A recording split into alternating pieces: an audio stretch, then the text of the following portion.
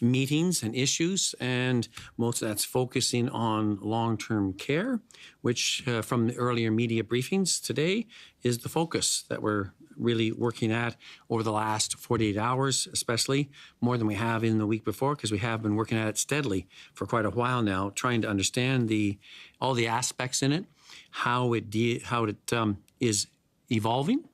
And as I said before, at our federal, provincial, territorial meetings, it has been a challenge for every province and territory as we try to deal with this unique challenge within our institutionalized, frail, and elderly population who we knew were at risk, and we're trying to understand that even better.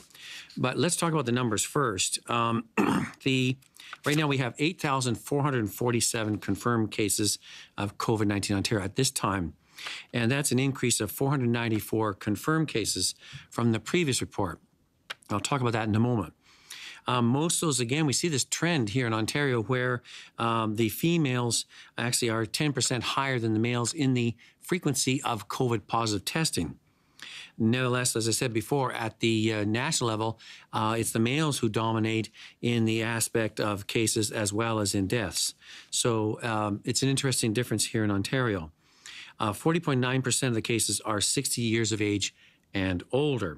And the Greater Toronto area has 55% of the cases. So we have today reported 385 deaths.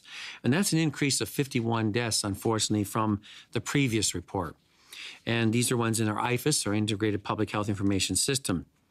And the interesting point here is that in how they ebb and flow, where we had 98 outbreaks in our long-term care facilities, and our number of deaths related to our outbreaks in our long-term care facilities went up from a small number up to 145, so only an increase of about 8 or 9.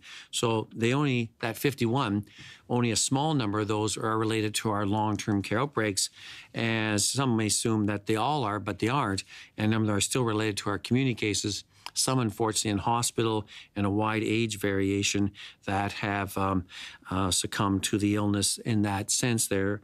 And, of course, the condolences are with the family members as they deal with these issues and their family losses at this time. We continue to also see on the good side a number of resolutions. Resolved cases are on the increase. We're over 3,902. That's nearly 46% of all our cases are resolving. We're getting some more numbers on resolving outbreaks in long-term care as well as retirement homes. So that is also showing good evidence of activity and work undertaken in that regard. In our healthcare workers, we have 896, and that's a cumulative number.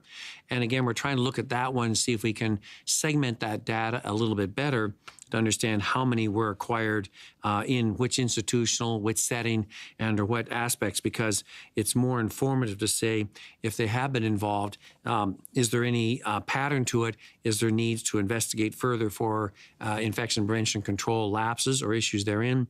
And so we're trying to be better informed by detailed data in that regard. I should mention that the hospitalizations in general are up to 795 at this time.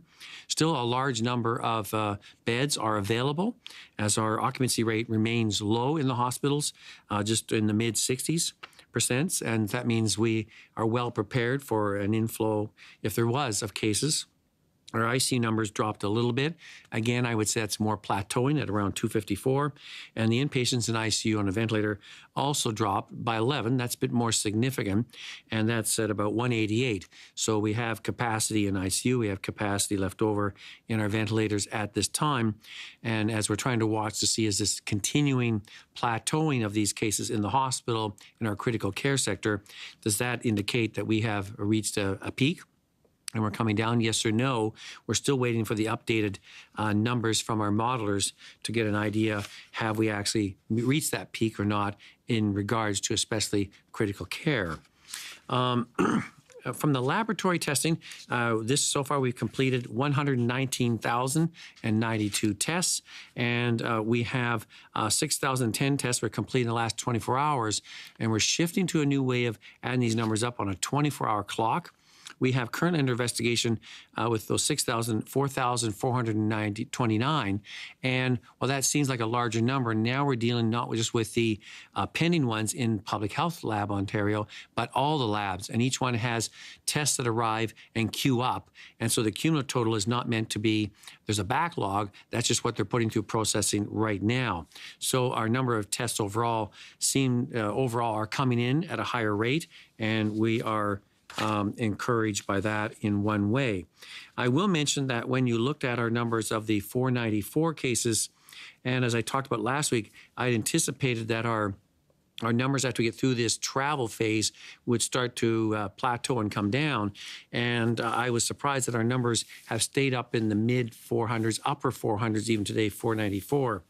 And having looked at the data in a bit more detail, and we're trying to clarify that in that matter there, what has happened is that since the early part of April, we're finding more and more, as we had hoped, tests are being done in relation to long-term care, both on residents and in staff in that regard. So the amount of testing and positive results coming back in one way is concerning, but at the same time, it shows that our community cases basically have stayed in the low 400s, and some have dipped down to 282. And in fact, our number today, 494, a good 221 of those are related to long